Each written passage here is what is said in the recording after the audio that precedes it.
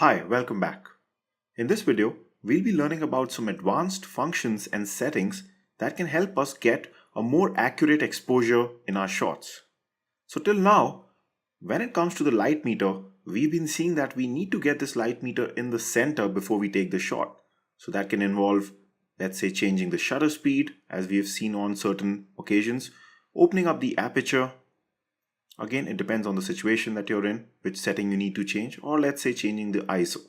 But we need to get the meter in the center before we take the shot so that we get a balanced exposure and a shot which is neither too dark nor too bright. But sometimes, because of the complexity of the lighting in the environment, the camera can get a bit confused and we may not get an accurate exposure in our shot when the meter is in the center. For example, here, when I was shooting this portrait, not enough light was falling on my subject and there was more light in the background. So when I took this shot in the meter, my subject came a bit underexposed even though the background was of the right exposure. Similarly, you can get shots in which your subjects are overexposed because of the type of lighting that you're facing. So basically, every time getting the meter in the center won't always solve your problems. Most of the times it will, but sometimes what you'll find is that you're not happy with the exposure that you're getting and you may want to increase the exposure or decrease the exposure according to what you're getting.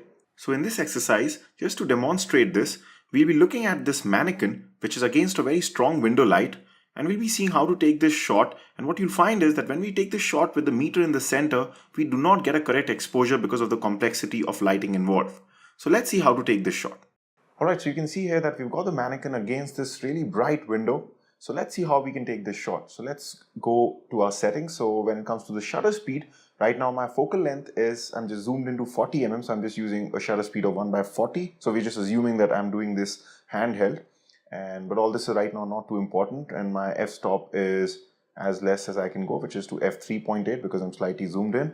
And then of course, to get my shot, what I have to do is I have to just set my ISO so that the light meter comes in the center. So let's see what ISO is that. So you can see right now, my camera is trying to tell me that at ISO 160, the light meter is in the center. So I can go ahead and take the shot.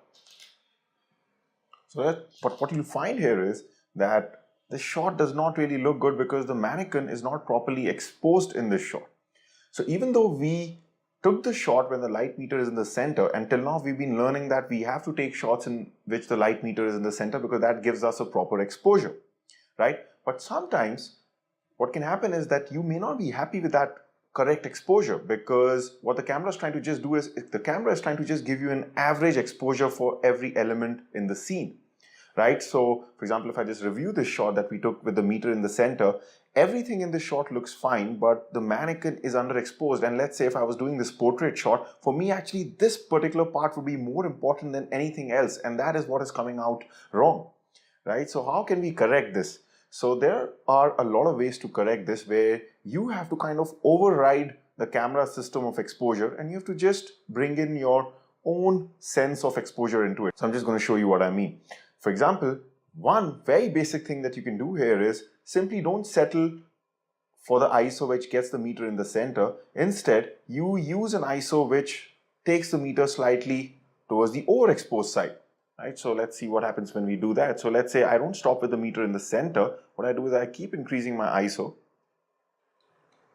And let's say I go to ISO 640, where you can see the meter is showing me that it's going to be an overexposed shot. But what you'll find is that this shot will be better because even though it's overexposed, it actually gets what we want at the correct exposure because the mannequin is more important than the background. So you can see here, if I compare it with the last shot, you can see that what has happened here is we've actually overexposed this shot, right? Technically, though this is a shot with the correct exposure, though technically we've just gone towards overexposure, but this is good for us because this gets whatever we want correct. So you can see the background in the last shot was actually correct, but since the background was not very important to us, we don't mind overexposing the background for this shot just to get our underexposed subject in the previous shot correct, because that is more important to us. So this is one way that whenever you feel something is dark in your shot, even with the meter in the center, and you really wanted that thing to come out at a much better exposure, you can just manually override this by selecting a higher ISO or any other setting that gets the meter towards the positive side. Now, one challenge you're going to face is that we've learned about auto ISO, right? So let me just activate the auto ISO setting.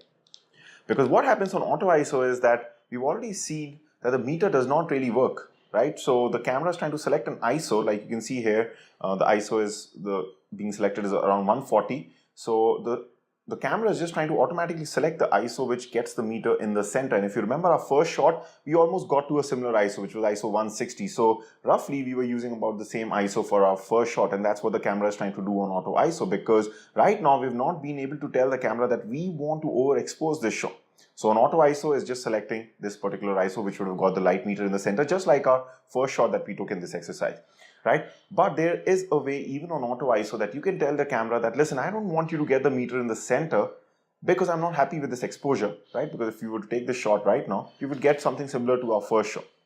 So you can tell your camera that, listen, I'm not happy with this, right? And since there's no way to manually override this right now, because you can't do anything about the meter on auto ISO, since the camera is selecting the ISO on its own, what you can do is there's a function called as exposure compensation.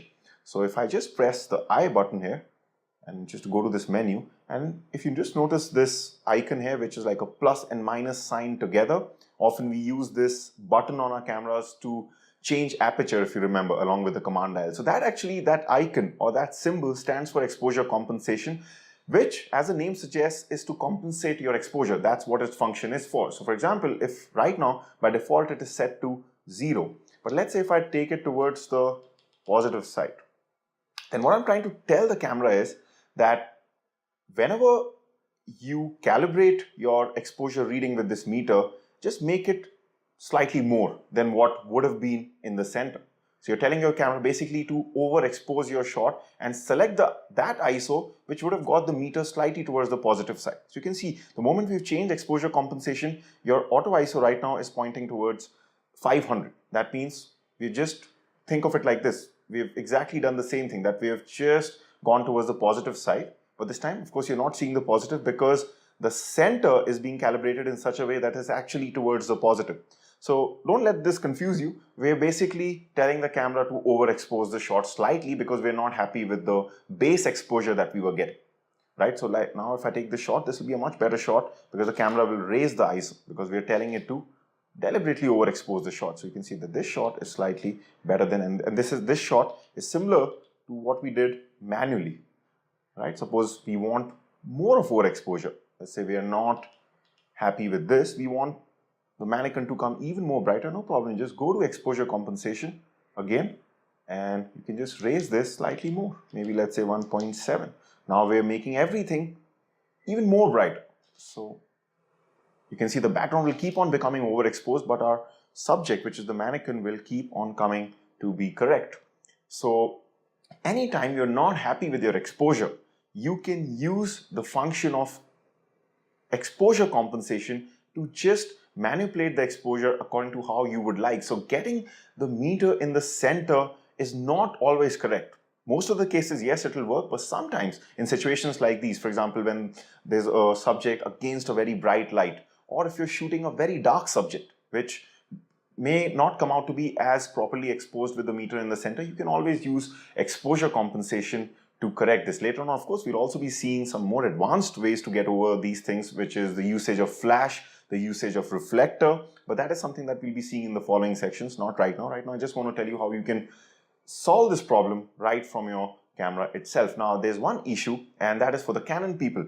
For Canon people, when you're on manual mode, in most of the cameras, in a lot of cameras, you cannot use the function of exposure compensation. So it just makes it invalid, right? So I'm just going to be switching over to the Canon camera now, and I'll be telling you what you guys can do when you are faced with such a problem. So let's go to the Canon camera.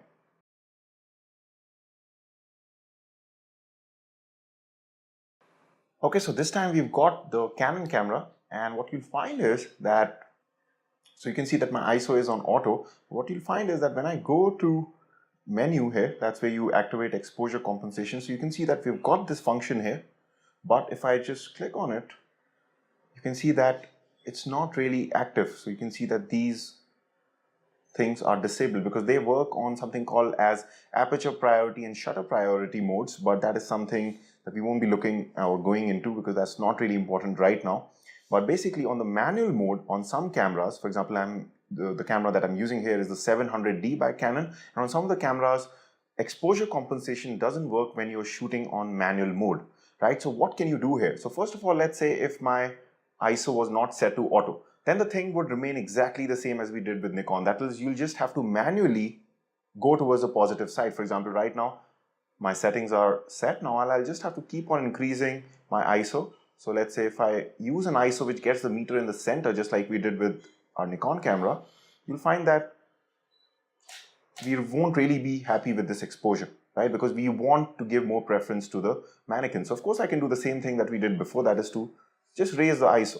And if you check, the meter is towards the positive side right now, so you can see that we're manually making it higher and then taking an overexposed shot. So you can do that, but again, that would be a slower process. So let's say you're trying to shoot something which involves a quick type of photography. So what would you do? Let's say if you're on auto ISO, and then of course your camera is going to take this shot with the meter in the center, right? And you're going to get this problem. So this time, since we don't have exposure compensation on this camera, what we can do is we can use something called as a metering mode. So if I just press this Q button, what you'll see is that if you go to this option which says metering mode, you'll see some different types of metering modes. Now, metering modes can be a bit complex to understand, so I'm just going to tell you this in a very simple way. The default metering mode that you see here is called evaluative metering, which basically means how does a camera, when you're talking about a metering mode, you're just talking about how does a camera determine the correct exposure for the shot? How does it bring that light meter in the center?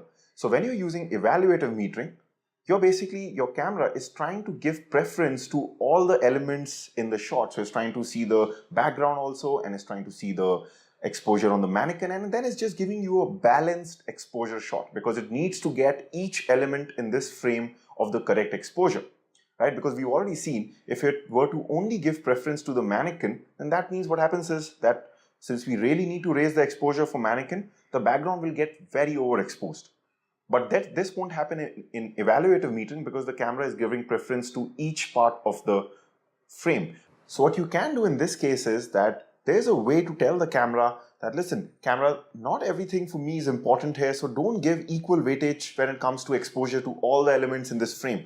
I just want you to give more weightage to something on which my focus point is on, right? And how you can tell that is by changing the metering mode. So if I just go to the metering mode, you can see by default, we are at evaluative metering where everything is given preference, but we don't want that because that gives us an average exposure. So we can go to this option called as spot metering. And if I do this, what I'm telling the camera is that give only preference to that part where my focus point is on. That is on my subject. So if my subject is dark, do not hesitate in increasing my ISO.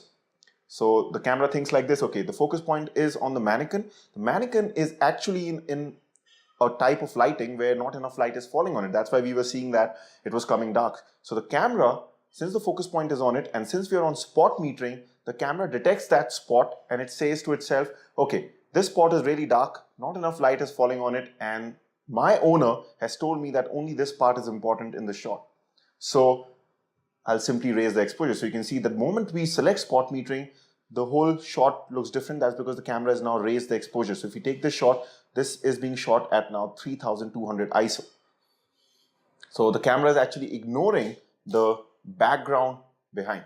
That's why even if it becomes overexposed like this, the camera does not really care. That's because we've told it to specifically care only about the spot on which we focus on, which is dark. So the camera raises the ISO. So this is another way by which you can correct your exposure if exposure compensation is not available on your camera. And of course, these metering modes are also available on the Nikon camera. So even the Nikon users can use metering modes if they don't want to use exposure compensation. So let's just have a look at the Nikon camera so that we can see these metering modes again. On the Nikon camera, you can press the I button to access the menu and then go on to the metering section to access the metering modes. The default metering mode is called as matrix metering, which is the same as the default mode on Canon, which is called as evaluative metering, just like we saw before. So on the matrix metering mode, the camera will give equal preference to all the elements in the frame, and you'll get a balanced exposure. So in case you want to avoid that, in situations where you're finding that your subject is not properly exposed, just like we saw before, you can change over the metering mode on the Nikon camera or any other camera that you have. All cameras offer these different metering modes. For example, you can switch over to center weighted metering, in which case the camera will give more preference to whatever is in the center of the frame. So it's used a lot sometimes in portraits, for example. Or like we've seen before, the camera also offers the spot metering mode, which you can use to get the exposure correct exactly on that point where your focus point is lying on.